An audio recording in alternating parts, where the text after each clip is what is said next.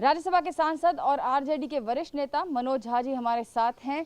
Sir, 2 lakh के पार हो गया है आंकड़ा और जो मृत्यु का आंकड़ा है वो 1000 के पार है। आज पिछले 24 घंटे के अंदर अंदर कोरोना की सिचुएशन को लेके क्या कहना है आपको? देखिए, सबसे पहली बात तो ये मान लें कि ये भयंकर आपदा है। आपदा इस तरह की हमने ना देखी थी, ना कल्पना की थी, और मेरा मानना है हमने बुलाई है इसे, कई तरह से आमंत्रण दिया है। चाहे कुंभ के विजुअल्स देखिए या आप इलेक्शंस के विजुअल्स देखिए, ओहदेदार लोग, सम्मानित लोग संदेश देने में नाकामयाब हुए।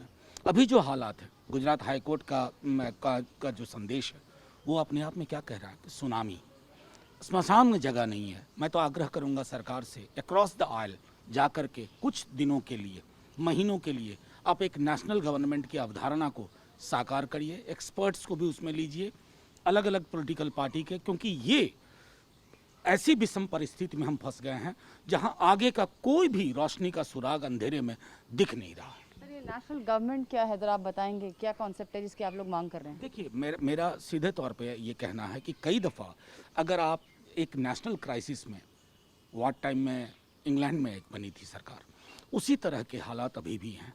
अलग अलग दलों से लेकर के, एक्सपर्ट्स को लेकर के आप एक वर्किंग मॉड्यूल विकसित कीजिए और इंटरवीन करिए, क्योंकि ये अगर अवधारणा अभी भी आपकी रहेगी, सारा विजडम आपके पास है, तो उसके नतीजे हम देख रहे हैं। ये हाथ जोड़ के सरकार से विनती है कि ये इस तरह की इमरजेंसी, आपात स्थिति हमने देखी नहीं थी, जहाँ शमशान में जगह नहीं, अस्पताल में जगह नहीं, आखिर इंसान जाए कहाँ? रसूखदार लोगों को बेड नहीं मिल रहे हैं, तो आम आवाम की सोच करके हम देख सकते हैं। सर, इसके साथ साथ कहा जा रहा है कि ऑल पार्टी मीटिंग की भी आप लोग मांग कर रहे हैं, कि बताएं तो सही सरकार का स्टेटस क्या है, और कुछ आपके जो विपक्ष के साथी वो व्हाइट पेपर की भी मांग रहे हैं। देखिए, अगर अभी जो मौजूदा परिस्थिति है उसमें क्या सरकार का ही दायित्व बनता है कि आप कॉन्फिडेंस में लीजिए, लोगों को कॉन्फिडेंस में लीजिए। पिछली बार तो आप आकर के अचानक आपने लॉकडाउन की घोषणा कर दी थी बिना किसी तैयारी की।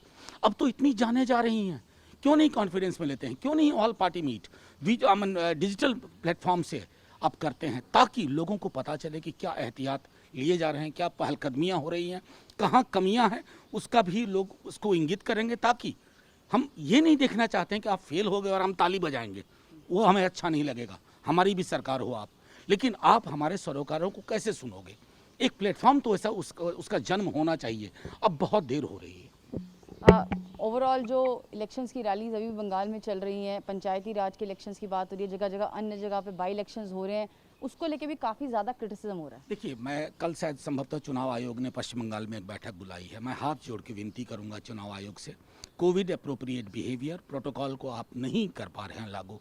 अब कम से कम जो 4 फेज हैं, और बहुत क्रिटिकल है क्योंकि बंगाल में भी कोविड केस लोड बढ़ता जा रहा है, आप एक्सपोज मत करिए लोगों को। आप रैलियों के माध्यम से डिजिटली मूव करने का आग्रह करिए तमाम राजनीतिक दलों को। 4 फेज का इलेक्शन हो गया है, इस 4 फेज में जिंदगी बचानी है। जिंदगी बचेगी तो सरकारें आएंगी, सरकारें जाएंगी। जी, तो आरजेडी उन विपक्षी पार्टियों में से एक है जो इस समय मांग करें कि ऑल पार्टी मीट बुलाए जाए, और इसके साथ साथ जो प्रोफेसर मनोज झा हैं उन्होंने ये भी कहा है कि नेशनल गवर्नमेंट एक रीस्ट्रक्चरिंग जिसमें एक्सपर्ट्स, विपक्ष और सरकार के लोग साथ में हों, उसकी भी कहीं ना कहीं ज़रूरत नज़र आ रही है, क्योंकि स्थिति जो है वो बहुत ही ज़्यादा कठिन से भयंकर होती जा रही है।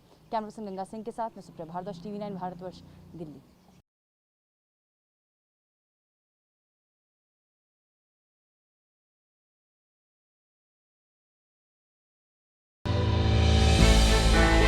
हमने की गलती फिर एक बार, कोरोना ने किया दोबारा प्रहार। मास्क, 2 गज दूरी, करें अपनी सुरक्षा पूरी। कोरोना टीका हम सबको लगाना है, मिलकर साथ समझदारी से कोरोना को हराना है।